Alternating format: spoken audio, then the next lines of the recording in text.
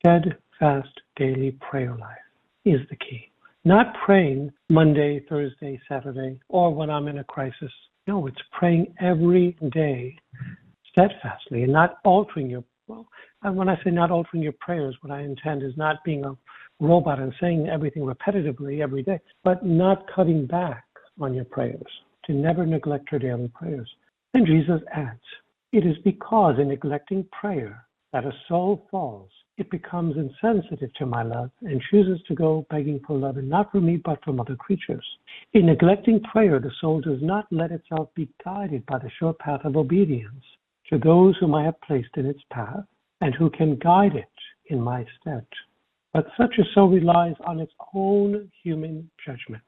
So why should one wonder when such a soul, by relying on itself, should lose heart and fall during the battle? Glory to God in the highest. Thank you so much for tuning into Everything Catholic again, and thank you so much for your support of this channel, and I hope all of you who are always here, you have been learning a lot, especially when it comes to the saints in the Church. Now for this video, I would like to share this clip of Father Joseph Iannuzzi talking about predestination, destiny, fatality, so I hope you'll find this one helpful. Please listen to this. The difference between God's divine predestination and the Lutheran understanding of predestination is the same difference that exists between destiny and fatality. Destiny is God's desire for all of us to be saved without violating our free human will. And the acts we make with our free human will determine our destiny. The acts of our free human will, in corresponding to the grace of God that seeks for all souls to be saved, or rejection of that grace, determines our destiny. The Lutheran understanding of predestination is different. It is rather that of fatality, meaning God has predetermined whether you will be saved or lost, regardless of your acts on earth. And the Church has condemned that. That's fatality. Destiny is the result of your free choice actions on earth that nonetheless God foresees from eternity. So God knows where everyone is going to go, heaven or hell, even before he created the first atom. Before he created the cosmos, God knew where everyone would go. Some people therefore will ask, well then why did God create Lucifer knowing he would fall and cause all this disorder throughout creation and the destruction of souls and the damnation of angels and humans? And why would God allow Adam to sin knowing he would do the same? At least as a precipitated or rather remote cause of our damnation, inasmuch as original sin is the remote cause of our actual sins. And the answer to that is that God gives every creature the sufficient exceeding grace whereby it can be saved. So that if a soul goes to hell, it is not because God failed in foreseeing all the grace it would need to be saved and giving that soul that grace, which he did, but it is on account of the soul's abusing or ignoring that grace that God saved that leads to salvation, that God gave that leads to salvation. So if Lucifer is condemned, it is on account of his perverted free will that has nothing to do with God's grace at work in Lucifer, but has to do with Lucifer's free choice to reject God's grace. And the same applies to Adam and Eve, and the same applies to us. But there is beauty in all this. For example, he permits certain faults in a soul in order to become more tender to it and make it do greater things for his glory. My daughter, sometimes I allow fault in a soul who loves me in order to clasp her more tightly to myself and to oblige her to do greater things for my glory. In fact, the more I give the soul, permitting even fault in order to be moved to greater compassion for its miseries and to love it more, filling it with my charisms, the more I compel the soul to do greater things for me. These are the excesses of my love. Isn't that a beautiful thought? Because we are all, as St. John the Evangelist says, sinners. And he who says he is without a sin is a liar. Yes, we are all conceived in sin, except Mary. And some of us are born without sin, very few like John the Baptist and St. Joseph. But we are all sinners in the sense that we all have within us this tendency to go against God's will, as St. Paul elucidates in his letter to the Romans. Who will free me from this body of mine, he says, for I do the things I don't intend. He implores God's help to free him, and he says, I know what will do it, Jesus Christ, at work in me. A person can make a choice in life that impacts their destiny, and had to choose between one of two decisions in making that choice. And sometimes in life, there are two choices before us that are both good. And last week I mentioned sometimes we think when deciding between two roads before us, which to take, that one is bad and one is good. Whereas sometimes in life, both roads are good. And I gave that example last week of Tertullian and Origen in their debate about whether Christians should stand their ground in the face of martyrdom or flee to spare their life. And I spoke of how Tertullian embraced the idea that they are free to flee and there's no sin, provided they're not abandoning anyone or anything, but they're preserving their life in order to further the mission of the church. Like the Blessed Mother, when she and St. John and Magdalene flee during the persecution, because the church needed Mary, as and St. Paul did. St. Paul spoke in similar terms when he said that, I don't know whether or not I should stay or go, but because of you, for your sake, I wish to stay here. But he said, I'm ready to go and meet God. Nonetheless, of course, I'm paraphrasing here. In these vocations given by Mary from God to the children, and that vocation was to be a seer and a bearer of God's message to the church. The seers in both apparition sites asked the Blessed Mother whether they should be married or join a convent or priesthood. Our Lady told the girls that the world needs a good example of marriage. So they're all now married. At Medjugorje, when they asked the Blessed Mother whether they should enter the seminary, nunnery, or become married, she allowed them to make that decision because both choices were good, pleasing to God. So some of them, I think all of them, tried to enter the seminary or nunnery, and they all left, and now they're all married. And the vocation of marriage is a sacred vocation. In fact, Our Lady, when talking about marriage and religious vocation, states that the tree that produces fruit is marriage, whereas the fruit that's produced thereof are vocations to the religious life. Without the tree, there are no fruits, right? Without marriage, there are no priests or nuns. You can't have people on earth without bringing them into existence, right? So the vocation of marriage is the foundation of all vocations on earth. In that sense, they're both good, the religious call as well as the marital call. But one must discern the vocation to which God is calling it. And this is not an easy task. It can take years. Sometimes, and I'm only bringing this up now because I'm on the topic, people ask me, why did I become a priest? And apart from the humor that I do not know how to sing or dance to make a living, I tell them that I never thought of being a priest when I was young.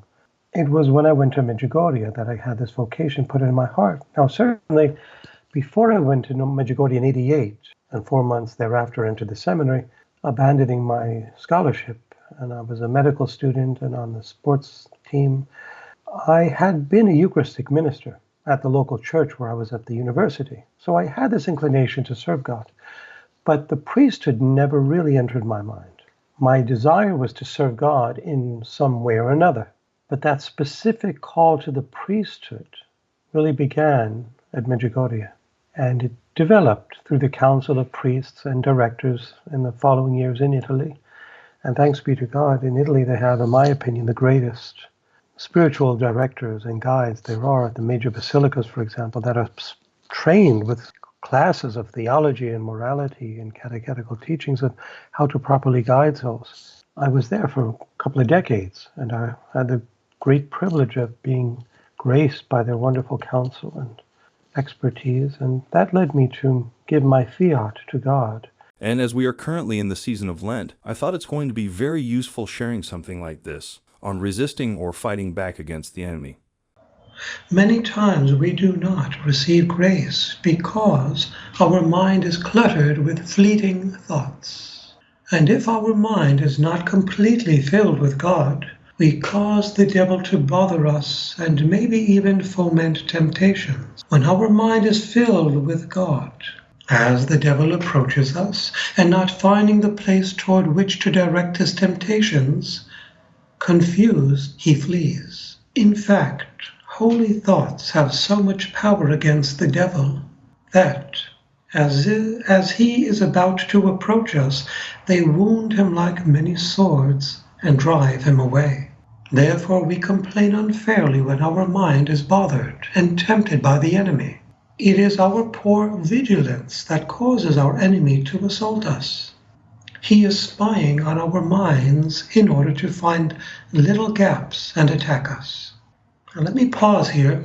Here Hannibal is teaching us that vigilance, prayer, recollection is the key to defeating Satan, and lack thereof is what enables Satan to distract, bother, and tempt us. But this one sentence can lend to misinterpretation. The last sentence I just read from Hannibal that I wish to clarify, and I speak as one who has done exorcisms with the permission of my superiors in Rome and abroad.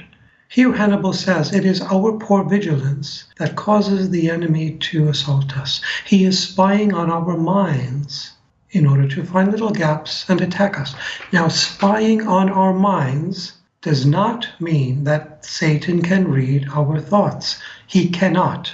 Let me repeat that. The demons, neither the demons nor Satan himself can read our mind. Only God can. This is a proven teaching of the saints and the mystics and of exorcists. Now, what Satan does, and what Hannibal here is referring to when he says that Satan spies on our minds, is he can put thoughts in our heads without our consent. In other words, Satan can influence the intellect and the memory, the two faculties of the human soul. The one faculty Satan cannot influence without our consent is the will. Satan can influence without our consent the intellect and the memory. How does he do it and why? Has it never occurred to you, whether praying or relaxing, resting, or walking through the park, or in conversation with others, or watching a program, or reading a magazine or newspaper, that something jumped into your mind without your doing anything to put that thought there? This happens to all of us from time to time. These are thoughts the devil sows. I'm speaking, of course, of distractive, not good thoughts. They could be distractive, bothersome, vexing, tempting. These come from Satan. We do not sin simply because we acknowledge these thoughts are there. We sin when we cooperate or consent to these bad thoughts. When I say consent, I don't mean acknowledge them. I mean entertain them. Okay? So Satan, this is what Hannibal means when he says when Satan is spying on our minds. That's what he's trying to do, waiting for a moment to put a bad thought into us when we're vulnerable. And we're vulnerable, all of us, from time to time. And this is why we need to always begin the day with a prevenient act. Do our best to always live a life of unceasing prayer in the grace of God, frequenting often the sacraments, availing ourselves of the sacramentals, and this is how we keep Satan afar. Why does God allow Satan to enter the intellect and memory by putting thoughts in there that are not ours? And the answer is because we are all put to the test, just like Jesus was in the scriptures. Did Satan not put thoughts in Jesus' head? Of course he did. Remember the words Jesus heard from Satan to turn the rocks into bread? Jesus did not ask for these words to come into his mind. They were put there by Satan. And by the way, the mystics also reveal that God kept from Satan the fact that Jesus was God up until the end, after the crucifixion and resurrection. Well, some may think when I say this, then why did the demons cry out, "We know who you are, Son of God. What have you come to do with us?" when he was on earth, if Satan did not know that Jesus was God? Well, the answer is that the expression Son of God did not apply only to Jesus. Jesus refers to Nathanael as the Son of God. It's used in the Old Testament in the book of Daniel by the king when he sees the three in the fiery furnace and one Son of God. Son of God in Scripture does not mean the Messiah necessarily. It may mean the Messiah, but it also means a person of holy repute. So, according to the mystics and saints, and this is a consistent teaching, Satan knew that Jesus was someone who would wreak havoc to his kingdom, just as he knew Mary was, so he harassed them both throughout their life. But God kept from him that he was the new Adam, the Messiah, the Son of God, God himself, This was revealed to Satan after the crucifixion and resurrection, in its full knowledge. And let me just include this very short clip here, which is something I've also shared in passing before in a previous video, about how darkness is essential for our spiritual growth.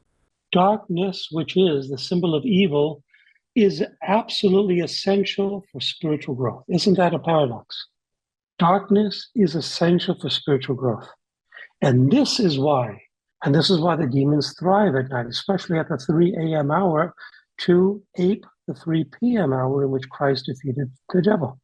But God does not allow himself to be scandalized by the dark just because it's associated with evil. We do. That's the difference between the way we think and God thinks. You may say, oh, this opens up the door or exposes you to the occasion of evil or sin. And we have to avoid every occasion of sin. Yes, we are to.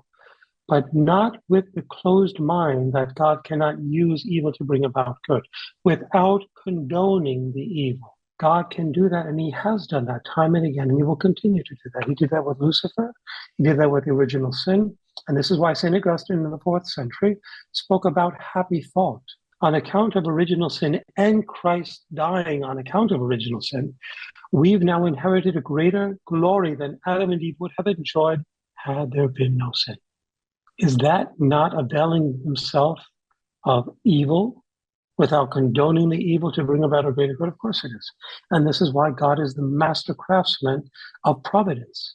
He knows how to redirect, orchestrate all the events of life, good and bad, to the betterment of the individual that loves him. That's the condition. If you don't love him, it turns to your own eternal damnation. But if you love him, if you convert like Francis, Augustine, Paul, then Magdalene, then your life turns into a pathway of little suns that open the way to heaven for you. And that's a beautiful thought. And I really like the reminder that Father Iannuzzi is giving us in the next clip here, that although we are sinners, all of us are sinners, Christ still loves us very much. Please listen to this. Remember, Christ loved us as yet we were sinners. We oftentimes don't do that. When someone offends us, we are quick to say, "You've lost my love," or "Change, then I will love you." Jesus, who lived in the will of God, always turned it around and said, "Love someone, and then they will change. Do not make their betterment a condition of love. Let your love be the creation of their betterment." It is this Christian agape love that far exceeds all other loves of all other irrational creatures. It is the love of the sons of God whom St. Paul in his letter to the Romans describes as the agents that set this great cosmos of ours free from its slavery to corruption. It is an evolution of love. We do it by submitting our wills to the loving will of God, by following him throughout the cosmos and all the creations he made for love of us. And for the last clip that I'd like to share here with you, it's going to be another short clip here, and it's going to be on allowing ourselves to die to our own interests. And that is what it means to see, O Lord. It's to allow yourself to die to your own interests, to give rise to Christ within you so that when you see yourself in the mirror, you're seeing him. I'm speaking spiritually now, not physically. And in that process of transformation, there will be a darkness, and there has to be, without which you cannot see the light. That's the paradox of the Christian journey to spirituality and growth. But the darkness doesn't last for long. It lasts for a little while, and it's always at the beginning of the spiritual conversion. Conversion is a daily process. So there will be moments of darkness throughout our lives, but not as intense at the beginning. Meaning, there will be crosses, obstacles, setbacks, no matter how far you're advanced. And why do I say this? Because Christ set the standard of all progression in sanctity and holiness. If he was suffering till the day he died, even to the moment he died, so will we. Those are crosses, those are moments of darkness.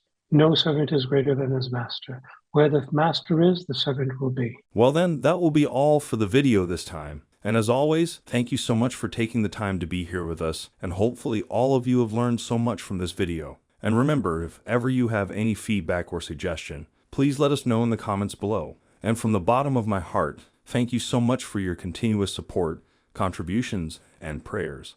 And until the next one, thanks again for watching and may God bless you.